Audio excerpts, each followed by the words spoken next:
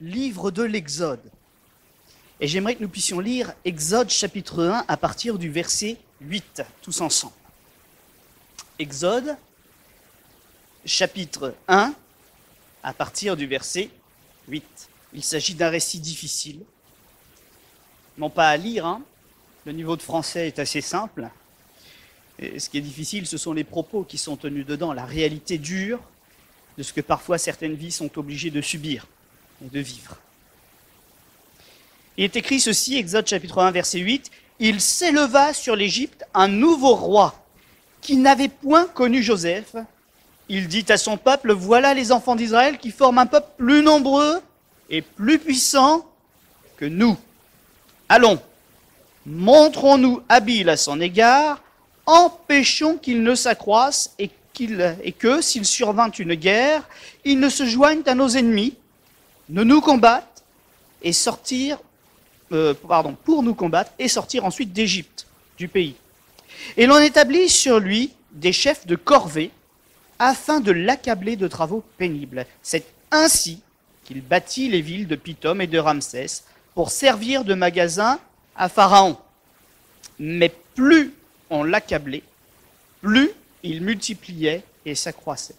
Et l'on prit en aversion les enfants d'Israël. Alors, les Égyptiens réduisirent les enfants d'Israël à une dure servitude, et ils leur rendirent la vie amère par de rudes travaux, en argile et en briques, et par tous les ouvrages des champs. Et c'était avec cruauté qu'ils leur imposaient toutes ces charges. Le roi d'Égypte parla aussi aux sages-femmes des Hébreux, nommées l'une Shifra, l'autre Poua, et leur dit, quand vous accoucherez les femmes des Hébreux, et que vous les verrez sur les sièges, si c'est un garçon, faites-le mourir. Si c'est une fille, laissez-la vivre. Mais les sages-femmes craignirent Dieu et ne firent point ce que leur avait dit le roi d'Égypte. Elles laissèrent vivre les enfants. Amen. Il y a un grand chant gospel qui reprend une parole de Dieu dite à Moïse. Est-ce que vous connaissez ce grand chant gospel? Let my people go. Laisse mon peuple sortir. C'est un peuple que je vais délivrer. C'est un peuple que j'aime et aucun homme sur la terre ni aucune autre puissance dans le ciel ne m'empêchera de le rendre heureux. Il y a un constat que nous devons faire en démarrant ce moment, c'est que bien souvent, nous voyons Israël et nous avons l'impression que son histoire commence avec sa délivrance. Le moment où Dieu agit. Et j'aimerais quand même faire une petite remarque, c'est qu'il a fallu du temps avant que Dieu agisse. Et pendant des années, nous l'avons lu ensemble, je prends donc pour témoin l'Écriture. Il y a eu de nombreuses années avec des chefs de corvée, une servitude dure, dont le poids s'alourdissait chaque jour, des fardeaux pénibles. Est-ce que le peuple s'est détourné de Dieu pendant ce moment-là? La Bible nous montre qu'ils ont attendu, peut-être avec larmes et souffrances, mais ils ont attendu le temps de Dieu. Nous ne les voyons pas essayer de monter une révolte pour fuir d'eux-mêmes. Ils ont crié à l'Éternel. Et je crois qu'avant de dire que Dieu a fait sa part, il ne faut pas oublier que ce peuple-là avait quand même fait la sienne. Malgré ses erreurs, malgré le besoin d'être transformé dans son fond, la présence de Dieu était quand même forte. Ils avaient un esprit de prière, de lutte. Ils ont fait leur part. Et quand ils ont été au bout de leur force, Dieu a pu commencer à remplir sa propre part. Il ne faut pas oublier certains éléments donc de l'histoire. Et si parfois, nous aussi, nous voyons le diable se déchaîner de plus en plus, si nous en ressentons de plus en plus l'action, si nos corvées de tous les jours deviennent de plus en plus lourdes, ça veut dire que nous aimons Dieu. Mais le Seigneur ne tardera pas. Quand le temps sera venu qu'il agisse, le temps qu'il révèle son plan, sa puissance, nous réaliserons une chose, c'est que pendant bien des années, il nous soutenait déjà. Il nous a rendus capables de faire notre part, pour ne pas rougir, mais au contraire pour espérer sa venue et le louer du jour où il viendrait nous délivrer. Amen.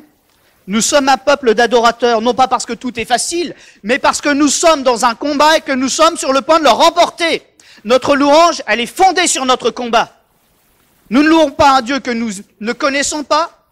Nous ne louons pas un Dieu parce que tout est facile. Nous louons Dieu parce qu'il nous rend capables d'affronter l'adversité et de la vaincre. Certains ont commencé leur combat il y a bien longtemps déjà. Et force est de constater que Dieu est présent dans leur vie puisqu'ils sont toujours là. Notre Dieu nous rend forts. Notre Dieu nous établit sur le roc. Notre Dieu renouvelle nos forces pendant la marche. Le peuple de Dieu s'était installé et s'était multiplié dans le pays de Goshen, une terre qui appartenait à l'Égypte. Au départ, il ne s'agissait pas d'un grand peuple, simplement d'une grande famille, avec tous ses biens, qui était venu rejoindre Joseph et qui avait été lui l'intendant d'un pharaon bienveillant quelque temps auparavant. Tout cela s'était passé dans une période difficile où la famine sévissait. Et la grâce de Dieu qui reposait sur Joseph avait béni Joseph, avait béni sa famille et tous ceux qui avaient accepté que Joseph puisse servir au nom de Dieu. Désormais, cette famille de bergers qui avait été établie à la tête des troupeaux de Pharaon allait vivre un changement. Quelque temps plus tard, un nouveau Pharaon succède. Et avec lui, de nouvelles règles, de nouvelles lois, un nouvel état d'esprit. Ce désir de s'imposer, ce désir de tout contrôler, ce désir même peut-être d'être adoré comme un Dieu à la place de Dieu. Pharaon dans la Bible, vous le savez comme moi, c'est une image, une représentation, ce que l'on appelle un type du diable, de son caractère, de sa nature profonde, de sa manière d'agir. On trouve en lui la soif de pouvoir, de domination, le mensonge aussi, comme d'ailleurs nous l'avons chanté tout à l'heure, surtout qu'un tel esprit ne soit pas au milieu de nous, cela ferait de nous les fils du diable. Le mensonge, la dissimulation, l'injustice. Vous avez vu ce qu'il voulait faire pour rapidement régler le problème de la croissance d'Israël, du peuple de Dieu? Il voulait qu'on s'attaque directement à la racine de la vie, aux enfants. Voilà l'esprit du diable. Pour nous, cela doit aussi nous apprendre quelque chose. N'attendons pas que nos enfants grandissent. Dès qu'ils viennent au monde, berçons-les dans l'amour de Dieu, berçons-les dans la foi et dans la connaissance des Écritures qui rendent sages à salut. Le diable les cherche aussi. Il ne s'arrête pas à ce que ce soit des enfants. Ce pharaon va faire une chose vraiment sournoise. Il va mettre la pression sur les enfants d'Israël en les accablant de travail. Son but étant de les assujettir. Et pourquoi il fait ça? Pourquoi le diable fait cela chaque jour envers chacun d'entre nous? Nous le dérangeons. Le diable nous craint, car il sait et il voit que le peuple de Dieu, malgré son imperfection, a le désir de rejoindre son Seigneur, de bouleverser le monde, de rendre témoignage, de montrer un exemple qui va à contresens de ce que fait le diable.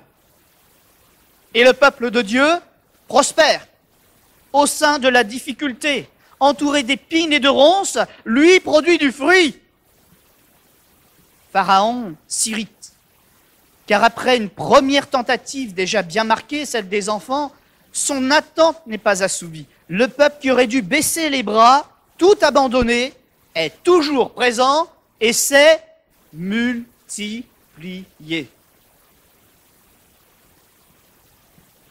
C'est ce que le Seigneur nous demande encore aujourd'hui. Peuple de Dieu, ne baisse pas les bras. Continue de te multiplier. Ne regarde pas aux épines qui sont autour de toi. Ne regarde pas aux marécages qui sont à côté de toi. Mais déjà regarde là où le Seigneur t'a placé. L'endroit où tu es bon. Ce que le Seigneur fait au travers de tes mains est bon. Attends-toi à voir cette multiplication. Et ne perds pas courage. Il faut du temps pour que la semence pousse. Il faut du temps. D'ailleurs, quelle semence mettons-nous autour de nous? Et comment progresse-t-elle?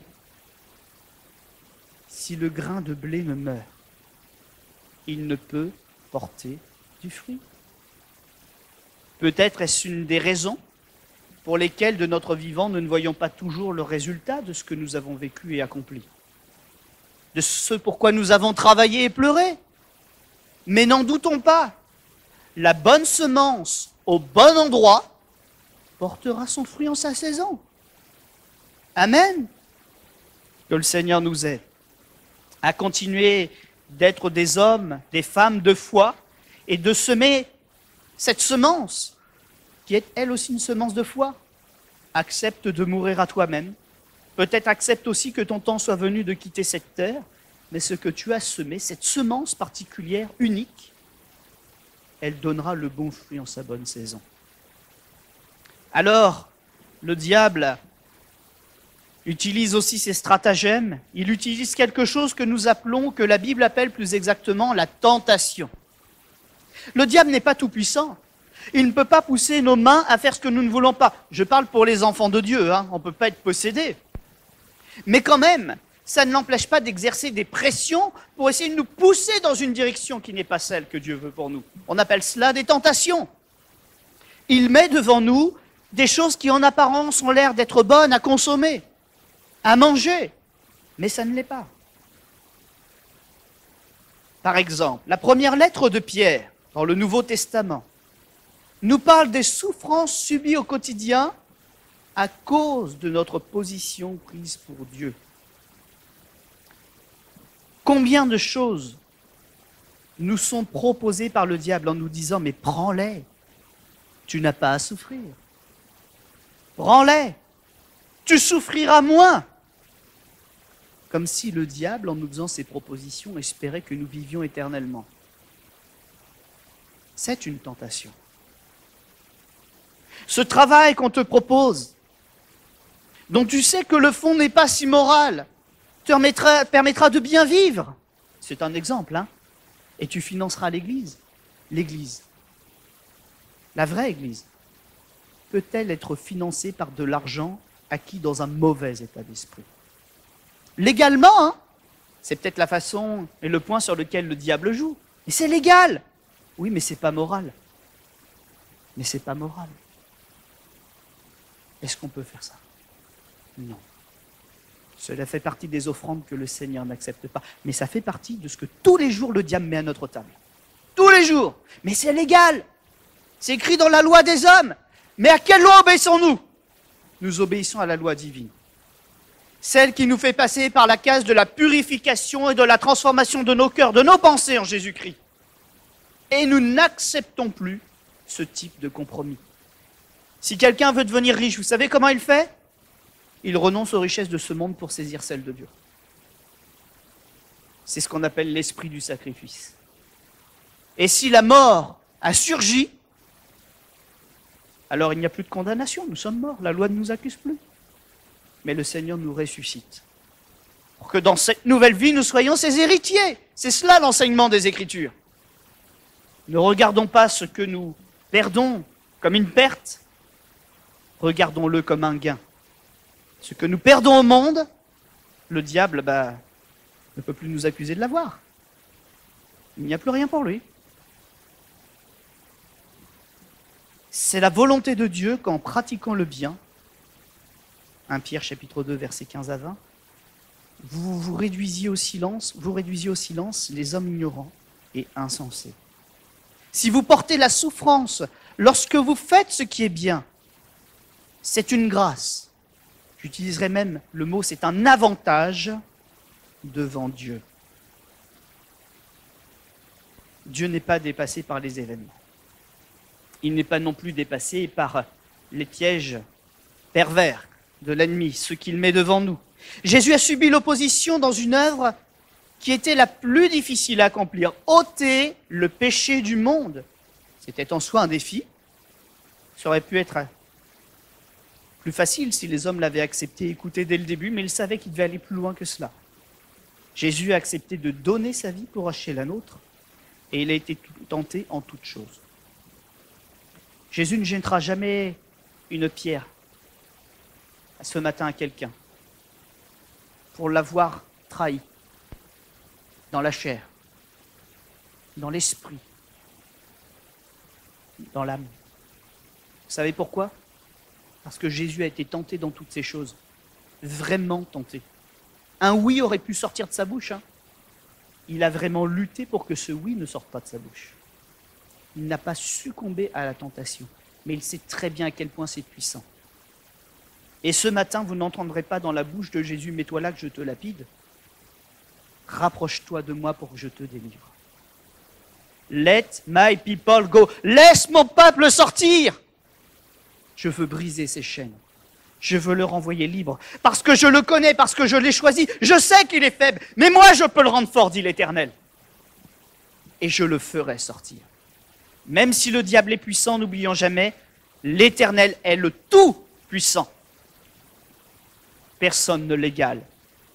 Tout le monde peut l'imiter, mais personne ne peut arriver à son niveau. Il est le seul qui possède ce nom, le tout-puissant. Et nul autre ne lui est semblable. Beau prénom pour un enfant, si vous attendez un enfant. Suggérez-le. Michael. Qui est comme l'Éternel? Qui est semblable à lui? Qui peut copier son éclat? Qui mérite sa gloire? Qui est comme Michael? Ils rigolaient, j'ai été dans leur sens.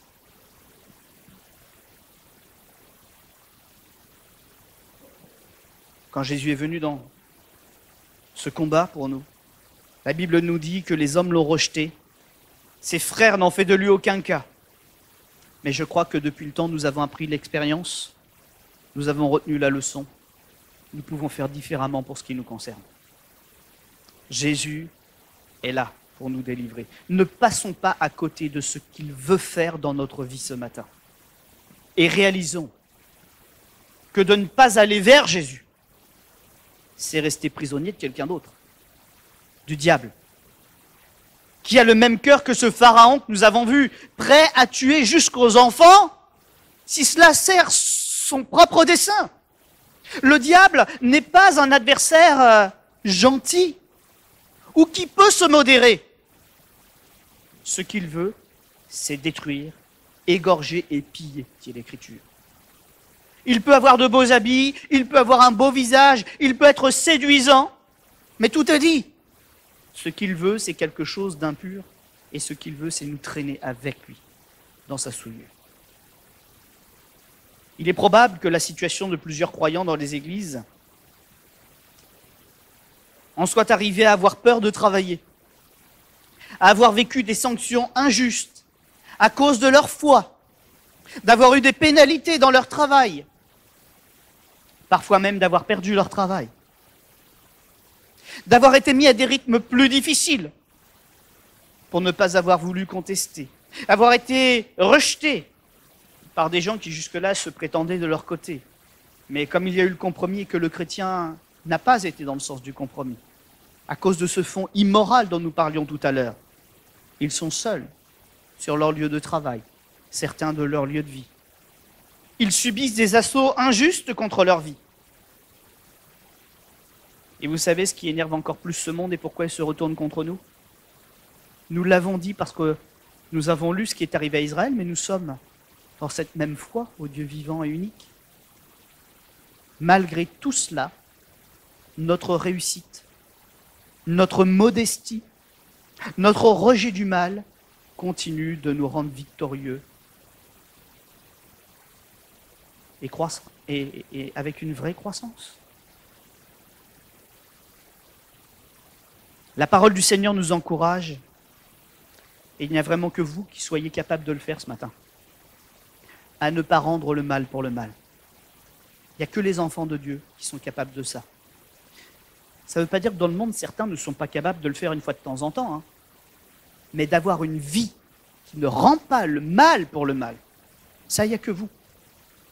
Aucune religion, aucune philosophie ne peut l'accomplir. Ils peuvent en parler, ils peuvent l'enseigner. Parfois, on peut arriver à le faire 1 fois, 2 fois, 3 fois, pendant 1 mois.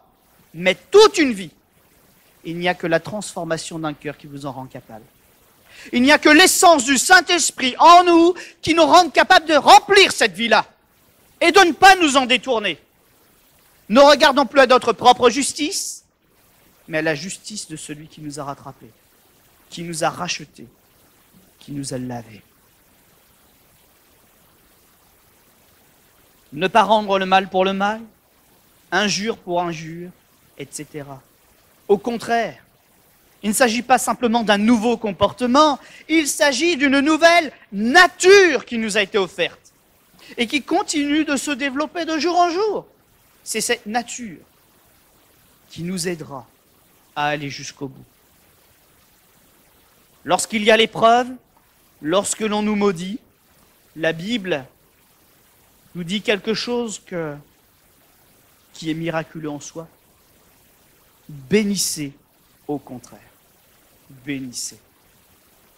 Alors j'ai mis des petits points de suspension parce qu'il y a plusieurs phrases entre deux, mais l'objectif est aussi là, parce qu'il y a un héritage de bénédiction à récupérer, afin d'hériter la bénédiction. 1 Pierre 3,9. Si nous réagissons ainsi, la Bible nous fait la promesse que les yeux du Seigneur seront sur les justes, ses oreilles attentives à leurs prières et sa face contre ceux qui font le mal. 1 Pierre 3, 12.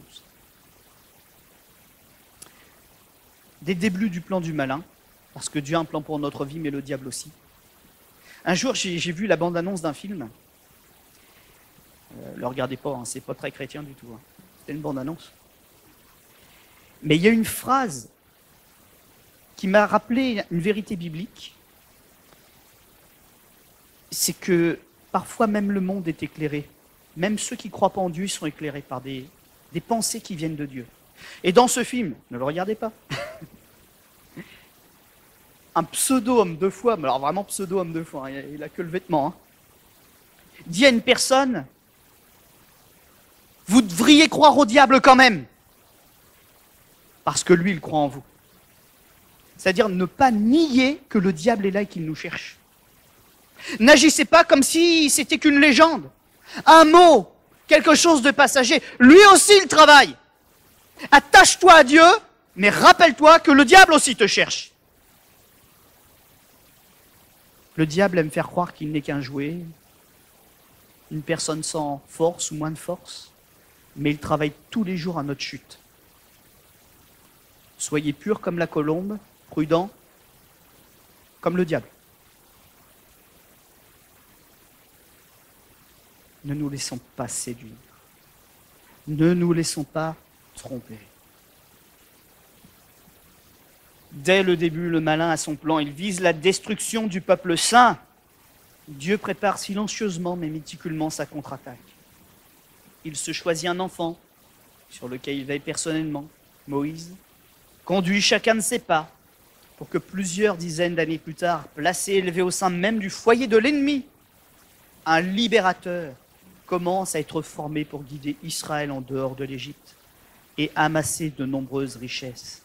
Christ apparu au milieu des hommes, du milieu des ténèbres, du milieu du péché, pour qu'on ne puisse pas ignorer que Dieu dans une vie fait la différence. Nous avons vu sa lumière. Elle ne s'est pas éteinte à la croix. À la croix, elle a brillé encore plus fort. Pourquoi? Parce que la croix n'a pas pu le retenir captif. La mort n'a pas pu le retenir captif. Et la lumière de Christ, qui a brillé un temps au milieu d'une nation, jusqu'où est-ce qu'elle brille aujourd'hui? Sur l'étendue de tous les hommes et les femmes qui vivent, parce qu'il est réellement ressuscité. Réellement ressuscité. Il veille personnellement et conduit à son tour chacun des pas de tous ceux qui le veulent vers le royaume du Père. Bien loin, en dehors de l'Égypte, de ses chaînes et de sa servitude.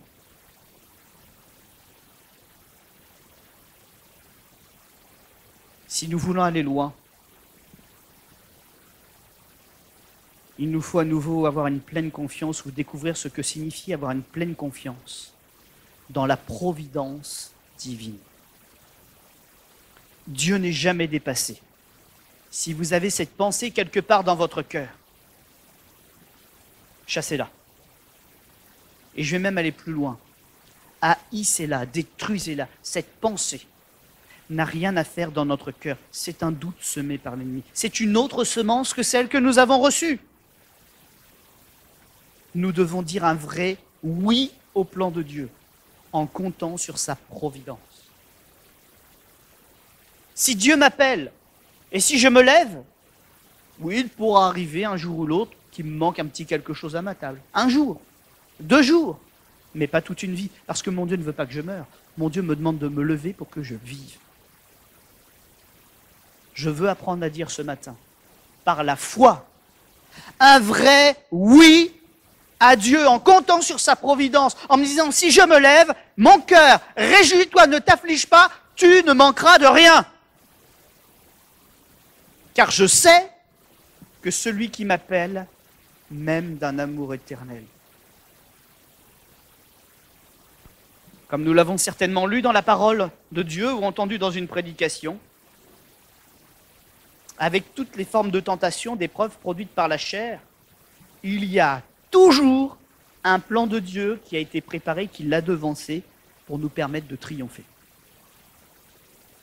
Qu'il y ait un test de Dieu qui est prévu pour nous faire prendre conscience de quelque chose sur nous-mêmes, ou qu'il y ait une tentation du malin devant nous, Dieu, notre Père, a déjà préparé d'avance tout ce qu'il faut pour vaincre, réussir et sortir de l'épreuve. Ne restons pas comme Judas à la porte du salut. Connaissant Christ, connaissant son caractère, connaissant les Écritures, ayant eu part à la révélation, ayant chassé les démons, ayant prêché aux malheureux, ayant vu les guérisons, ne restons pas comme Judas à la porte, par manque de foi, en disant « Est-ce que mon Jésus me pardonnera jusque-là » Bien sûr. Il est appelé fils de la perdition parce qu'il l'a voulu. Pierre n'a pas fait mieux. Il est appelé fils de Dieu parce qu'il a franchi la porte. Il a cru que rien n'était impossible à son Dieu. Quel disciple de Jésus veux-tu être? Je dis disciple parce que Judas est un vrai disciple de Jésus-Christ.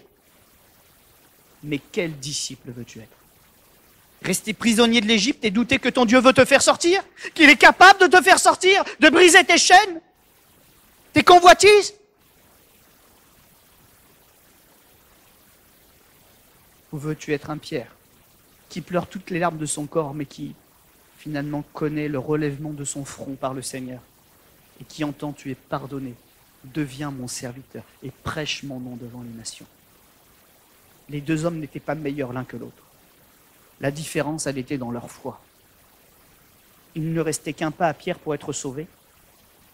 Mais s'il ne l'avait pas fait, il serait au même endroit que Judas. Au même. Ce qui m'amène dans une réalité, c'est que vous qui avez fait ce choix de vous engager avec Jésus, continuez d'honorer votre engagement. Continuez de le chérir. Rappelez-vous de ce jour et pourquoi vous avez donné votre cœur au Seigneur. Et n'oubliez pas de compter aussi toutes les autres raisons qui se sont ajoutées depuis tant d'années. Tant de raisons. Tant de sujets de louange et de reconnaissance. L'épître de Paul à l'église de Rome, la lettre de Paul aux Romains,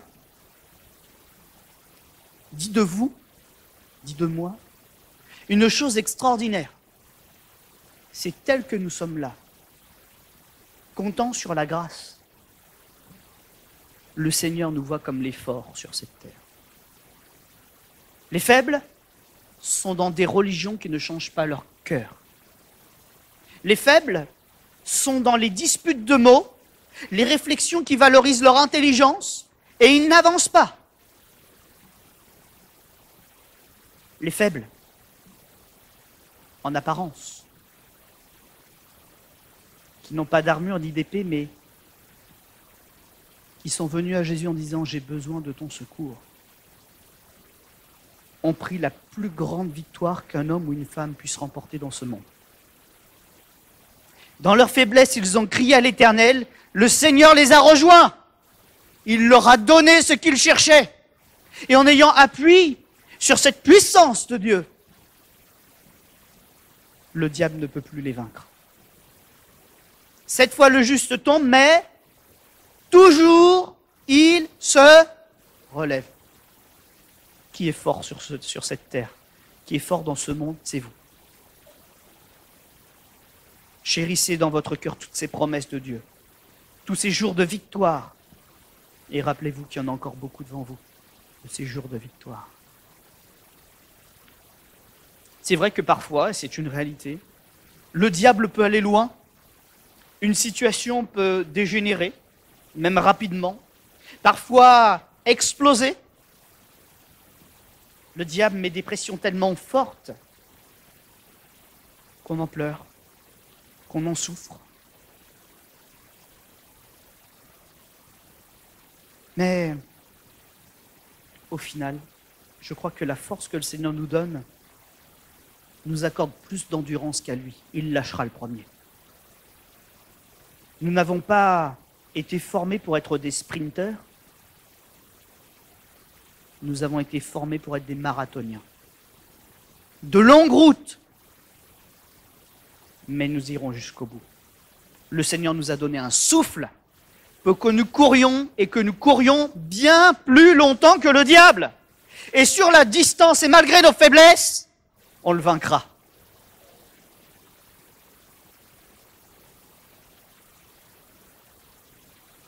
Béni soit la sagesse du Seigneur. Parce qu'au final, le sprinter, il doit tout donner, et pas tout à fait dès le début, mais à un moment quand même, et puis il part rapidement. Le marathonien, il part à son rythme. Ce qui est important, c'est son rythme et son souffle. Et peu importe notre niveau à chacun, on a tous ça. Et le Seigneur nous a fait une promesse, c'est que le chronomètre, il est truqué. Il ne permettra pas qu'une âme se perde par erreur. Le chrono s'arrêtera. Le monde s'arrêtera. Quand tous les enfants de Dieu qui devaient hériter la vie éternelle auront franchi la ligne. Donc n'ayez pas peur. Courez à votre rythme, mais courez. Respirez et vivez la promesse de la victoire. C'est une course qui est faite pour être gagnée avec Jésus. Puis il y a une chose que j'aime bien dans ce texte. Vous vous rappelez de ce pharaon qui montrait les crocs là, qui hurlait, qui montait des stratagèmes? Il en faisait passer des nuits pénibles aux enfants de Dieu, hein? Il nous en fait passer des nuits pénibles à nous aussi.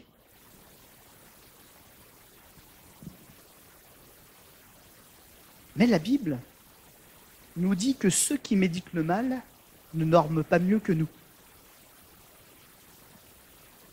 Eux non plus ne se reposent pas. Mais à notre différence, il n'y a personne non plus qui les aide à trouver de nouvelles forces. Nous, oui, le Seigneur nous les renouvelle, nos forces.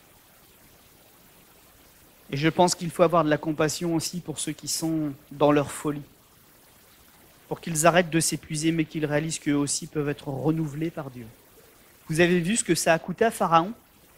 Il n'a pas réussi à tuer les enfants d'Israël.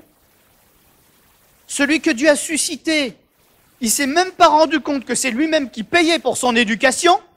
Et au final, c'est l'enfant de qui est mort? De Pharaon. Ceux qui méditent le mal en paieront les conséquences. Alors mes amis, si vous êtes sous pression, c'est pas agréable, hein, j'ai de la compassion pour vous, mais ne lâchez pas maintenant. Lâchez pas maintenant. Le Seigneur va retourner la situation au bon moment, dans le bon temps. Il glorifiera son nom. Et ce que je dis, c'est pas péjoratif, mais il glorifiera le vôtre aussi. La mémoire du juste demeure éternellement. Si vous avez vécu le bon combat en suivant les règles, si vous passez la ligne d'arrivée et qu'on ne peut rien dire sur votre course, votre nom aussi. L'éternité s'en rappellera. Votre nom sera inscrit dans le livre de vie. Et l'éternité se rappellera du nom du vainqueur glorieux qui, avec Christ, a franchi la ligne d'arrivée. Amen. Certains combats ont duré 2 ans. D'autres ont duré 2 ans rallongés à 40 ans. Mais n'empêche que ceux qui ont voulu franchir la ligne d'arrivée, entrer dans la terre promise, ceux dont le cœur n'a pas changé dans le combat ni dans la course, qui ont continué d'avoir leur souffle et leur foi en Dieu, ils sont entrés. Ils sont entrés pour nous servir d'exemple. Alors on va incliner notre front un instant. Réaliser que notre combat plus le combat de Christ, c'est la résolution d'une équation qui donne comme solution une victoire totale sur le diable et ses alliés. Notre combat plus son combat, victoire totale sur le diable et ses alliés. Non, ce matin, le Seigneur ne se lasse pas, il ne se fatigue pas. Il renouvellera nos forces pour la marche. Et il déclare toujours ce même chant qui a commencé mais qui ne s'est jamais arrêté. Laisse mon peuple sortir. Seigneur notre Dieu, ce matin, c'est avec joie, avec reconnaissance, avec un esprit de combat renouvelé que nous sommes là dans ta présence, décrétant avec toi, si tu scandes, laisse mon peuple sortir, nous aussi nous voulons dire, laisse notre Dieu agir. Alors nous ouvrons nos cœurs. Nous chassons nos mauvaises pensées. Nous ne laissons pas de choses derrière nous, mais nous abandonnons tout pour la gloire de Dieu. Seigneur Jésus, si j'ai faibli et si j'ai failli, j'ai une arme pour moi ce matin. Elle s'appelle repentance. Elle s'appelle restauration. Et je sais que je peux croire en ton plein pardon ce matin. Même si j'ai fait quelque chose ou si j'ai dit quelque chose contre le Fils de Dieu, la Bible me dit que ce n'est pas une fin. Cela peut m'être pardonné. Alors ce matin, Seigneur, si j'ai une raison de te demander pardon, je veux avoir foi que tu m'accorderas ce pardon. S'il y a une chaîne, tu la briseras. Une pression, tu la repousseras. Le diable déguisé, tu le dévoileras. Pour qu'au nom de Jésus, mes jambes, mes pieds me servent vraiment à avancer. Ma langue, non pas à parler ou à débattre, mais à te confesser, disant « J'ai vécu encore aujourd'hui quelque chose de nouveau avec mon Dieu parce que mon Dieu est vivant